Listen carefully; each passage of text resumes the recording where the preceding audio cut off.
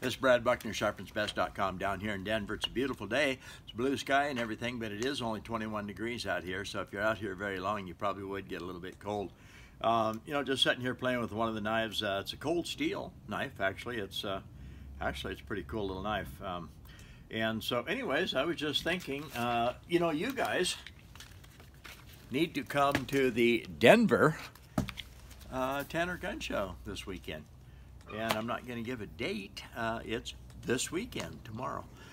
So anyway, this little cold steel knife that I've been messing with, you know, just running it along like this, match the bevel on the side of the blade like that, run it right on out, run it to the point, come back this way, over this way, out that way.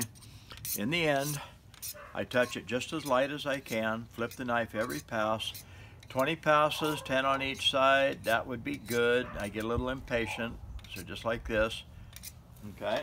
And now we take, we slice up the tiger, all right? And that little cold steel knife is right on the verge of sharp, right out to the tip. So this is Brad Buckner. Come to the Denver Tanner Gun Show this weekend. We'll see you over at the Tanner Show.